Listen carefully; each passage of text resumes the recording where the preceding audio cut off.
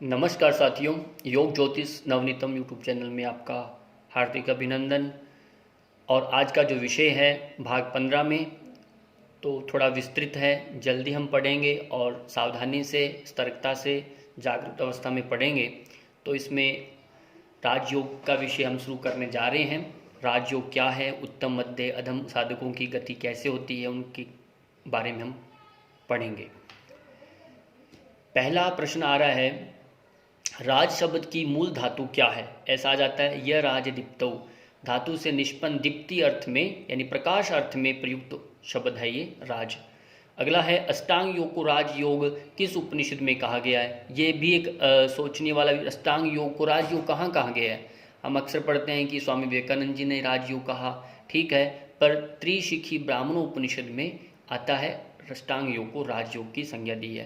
राजयोग को किन किन नामों से भी परिभाषित किया जाता है? तो ये प्रश्न आ जाते हैं, प्रायवाची शब्दों का ध्यान रहे। आत्मनिष्ठा को भी राजयोग कहते हैं, राजगुह्य। अस्पर्श योग आपने सुना होगा, चलता है, राजविद्या चलता है, ब्रह्मनिष्ठा, महायोग के नाम से शिविर लगते हैं, अध्यात्म योग साधना शिविर लगते हैं, ज्ञान योग के नाम से राज आदि राजयोग जाना जाता है इसे, इत्यादि अनेक नामों से राजयोग को परिभाषित किया गया है। तो ये सभी इन्हीं के नाम हैं।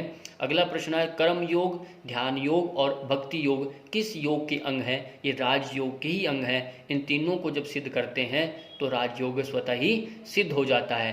मंत्र योग, लय योग और हठ योग का क्या फल है? तो वह राजयोग की प्राप्ति। इन साधना का कहाँ लक्ष्य पूछा गया है, तो इनका अर्थ क्या है?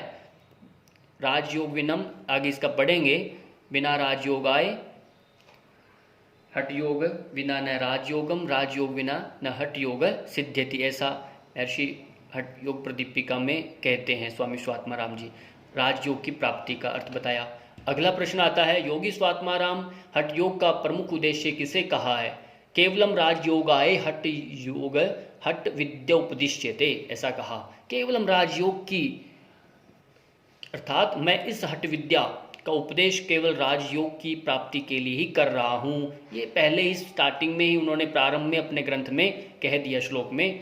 अगला प्रश्न आ रहा है, योगी शिखोपनिषद, योग शिखोपनिषद में राजयोग की क्या परिभाषा वर्णित है? रजसो रेतसो योगात राजयोगति स्मृत, रजसो रेतसो योगात राजयोगति स्मृतः, अर्थात रज रूपी कुंडलिनी शक्ति का रेत रूपी शिव के साथ मिलन राजयोग है। तो ये ध्यान रखना है, रज रूपी कुंडलिनी शक्ति का रेत रूपी शिव के साथ, आपका रज यानी आपका अपान वायु और ये आपका रेत रूपी शिव जो है आपकी प्राण वायु, इन दोनों का जो मिलन होता है मूलाधार चक्र आज्ञा चक्र का, तो वो मिलन ही राजयोग कहा गया। यहाँ ये अर्थ है इसका। और महर्षि पतंजलि ने राजयोग की प्राप्ति के लिए क्या मार्ग दर्शाया है? अब उन्होंने क्या कहा? राजयोग में संयम पर बल दिया गया है। संयम, संयम की परिभाषा देते हुए महर्षि पतंजलि कहते हैं, त्रयम एकत्र संयमः। यह आपका तृतीय अध्याय यानी आपका विभूति पाद का चतुर्थ श्लोक है, सूत्र है, अर्थात धारणा, ध्यान और समाधि ये तीनों होने से संयम कहलाता है। इन तीनों का एक साथ जब एक ही प्रवाह एक में जाता है तो संयम बन जाता है। और राजयोग की साधना में साधक के लिए धारणा, ध्यान और समाधि का निरंतर अभ्यास करना बताया गया है। इनमें से एक भी अछूता रह गया तो साधक अंत चरण तक नहीं पहुंच पाएगा। अब हम पढ़ेंगे, राजयोग की प्राप्ति के लिए कितने प्रकार के अधिकारी कहे गए हैं? अधिकारी बताइए, ये पूछा प्रश्न। 3 है अधिकारी राजयोग को प्राप्त कर सकते हैं, एक तो उत्तम है, एक मध्यम है, एक अधम है।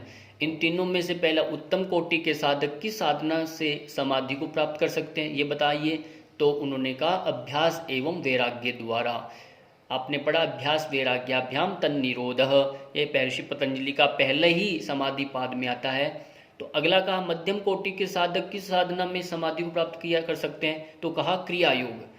क्रिया योग आपने पढ़ा था, दूसरे में ही आता है आपका, है ना।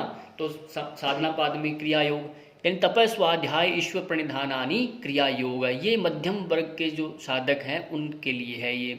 अगला है, निम्न कोटि के साधक किस साधना से समाधि को प्राप्त कर सकते हैं? वहाँ या अष्टांग योग, यम नियमासन प्राणायाम प्रत्याहार धारणा ध्यान समाधि अष्टावंगानी, ऐसा कहा। इसके माध्यम से इन सोपानों से चलते हुए अष्टांग मार्ग को प्राप्त मार्ग से समाधि को प्राप्त कर सकते हैं। ये 3 प्रकार हमने समझे, इनको हम अब पढ़ना शुरू कर रहे हैं। राजयोग की आपके 2-4 पार्ट बनेंगे इसके, तो आप क्रमशः देखिए कितने हो पाते हैं इसमें।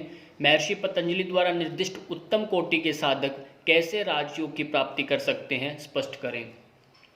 उत्तम कोटि के साधक वे कहलाते हैं जिन्हें अभ्यास और वैराग्य के द्वारा ही समाधि सिद्ध हो जाती है। उनको न क्रिया योग करने की आवश्यकता है, न अष्टांग योग करने की आवश्यकता है। वो उच्च श्रेणी के साधक होते हैं, प्रारब्ध कर्म के विधेय व योगी होते हैं, जिन्हें मात्र थोड़े अभ्यास से ही साधना प्राप्त हो जाती है। महर्षि भी अष्टांग योग में चित्तवृत्ति निरोध के मुख्य उपायों का वर्णन करते हुए कहते हैं, अभ्यास वैराग्याभ्याम तन्निरोधः, अर्थात चित्त की वृत्तियों का विनिरोध अभ्यास और वैराग्य द्वारा होता है। अथवा उत्तम कोटि के साधकों को केवल ईश्वर प्रणिधान के द्वारा ही समाधि की अवस्था प्राप्त हो जाती है। मात्र ये समर्पण भाव से ही महर्षि पतंजलि कहते हैं, समाधि सिद्धिर ईश्वर प्रणिधानातः, यानी अर्थात ईश्वर प्रणिधान से समाधि सिद्ध होती है, ऐसा उन्होंने कहा है। ये दोनों बातें उत्तम कोटि के साधकों के लिए कही गई है। ऐसे साधकों की पूर्व जन्म की साधना उच्च कोटि की होती है। उन्हें योग के दूसरे अंगों का पालन करना अनिवार्य नहीं होता, ये सीधे ही समाधि को उपलब्ध होते हैं। इस बात को समझना है। आज भी समाज में बहुत सारे ऐसे साधक संत लोग होते हैं जो मात्र इसी के अभ्यास से आगे बढ़ जाते हैं। हम उनको देखते हैं कि ये तो हमसे उच्च है, वो इसी भेद के कारण से होता है। अगला जो प्रश्न बनता है, महर्षि पतंजलि द्वारा निर्दिष्ट मध्यम कोटि के साधक कैसे राजयोग की प्राप्ति कर सकते हैं, स्पष्ट करें। अब आया मध्यम कोटि को समझिए। मध्यम कोटि के साधक क्रिया योग के माध्यम से राजयोग को प्राप्त कर सकते हैं। महर्षि पतंजलि और सूत्र लिखते हैं, तप स्वाध्याय ईश्वर प्रणिधानानि क्रिया योग। पातंजलि योग सूत्र का 2वां अध्याय यानी आपका साधन पाद का प्रथम सूत्र ही है ये, तप स्वाध्याय और ईश्वर प्रणिधान क्रिया योग है। मध्यम कोटि के साधकों को शीत उष्ण, यश अपयश, सुख दुख, जय पराजय आदि को सहन करने का अभ्यास करना होता है। यह आपका तप है। मन में धैर्य और सभी अवस्थाओं में चित्त को समान बनाए रखने का अभ्यास करना होता है। साथ ही आध्यात्मिक ग्रंथों का अध्ययन और यह आपका स्वाध्याय हुआ। ईश्वर के प्रति समर्पण का भाव रखना होता है। ये ईश्वर प्रणिधान हुआ, तभी समाधि को प्राप्त किया जा सकता है। अगला प्रश्न जो आता है, महर्षि पतंजलि द्वारा निर्दिष्ट निम्न कोटि के साधक कैसे राजयोग की प्राप्ति कर सकते हैं। तीसरा चरण आ गया है।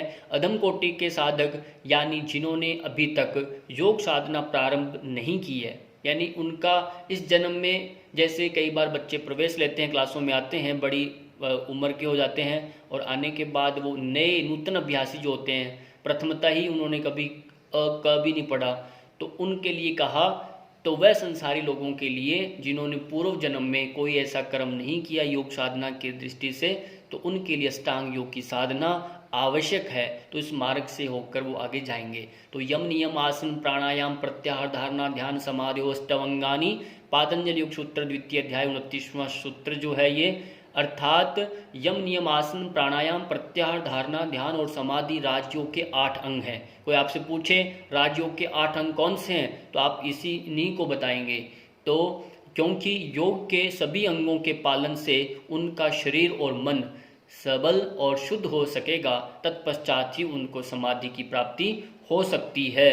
तो यहाँ पर ये कहा गया है कि ये जो पहले यम नियम आसन जो हैं, ये 4 बहिरंग योग साधना में आते हैं, और प्रत्याहार धारणा ध्यान समाधि जो 4 ये अंग हैं, ये अंतरंग योग साधना के पार्ट हैं।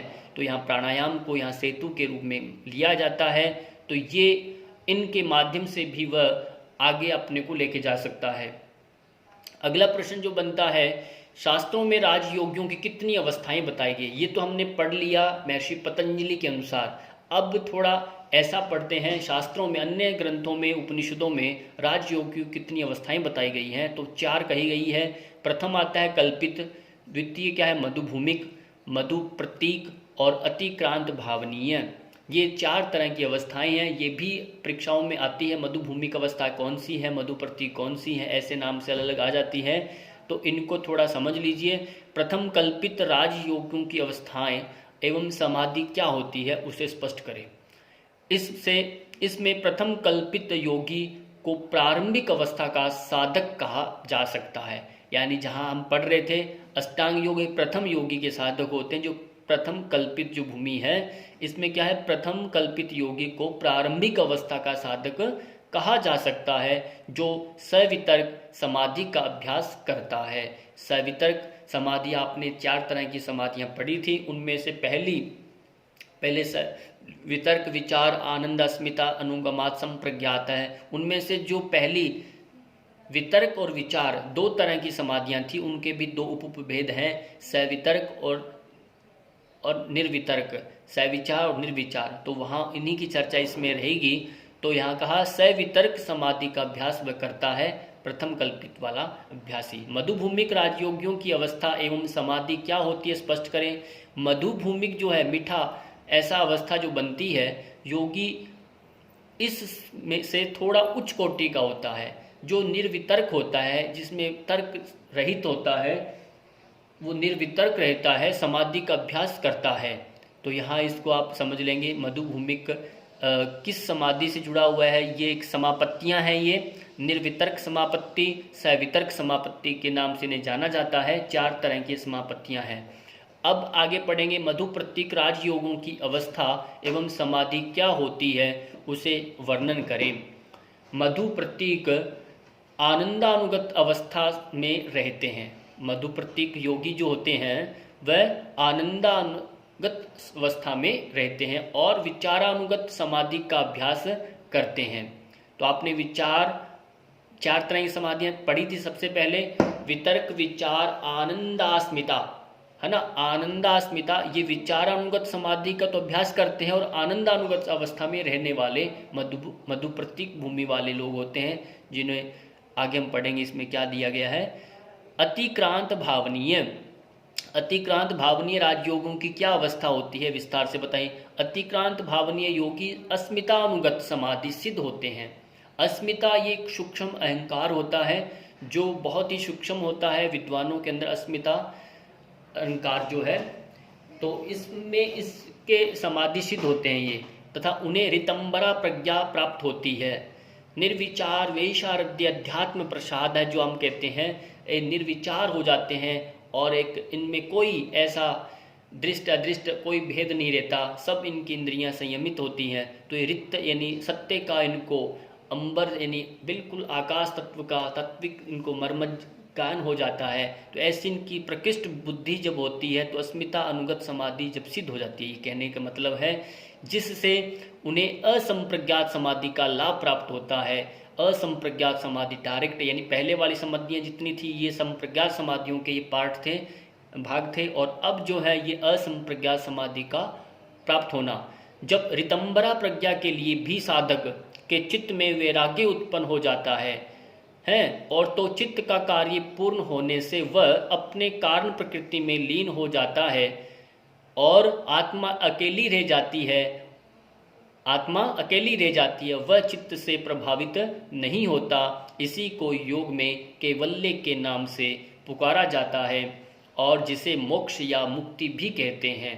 यह अंतिम अवस्था है बिल्कुल हमारी चित्त की, और इसमें सारी ये ऋतंबरा यानी आपका धर्ममेघ समाधि का ये विवेक ख्याति है आपका, इनसे भी ऋतंबरा से और धर्ममेघ समाधि से भी ऊपर उठ करके व्यक्ति अपने जो स्वरूप जो है इस प्रकृति से जो आया है, इससे बना है, तो वह अपने में वापस प्रतिप्रश्व हो जाता है, वापस चला जाता है और वह अपने स्वरूप में स्थित हो गया है। ये चिति शक्ति रीति अंतिम आप कैवल्यपाद का श्लोक देखेंगे, सूत्र देखेंगे तो वहाँ स्पष्ट हो जाएगा।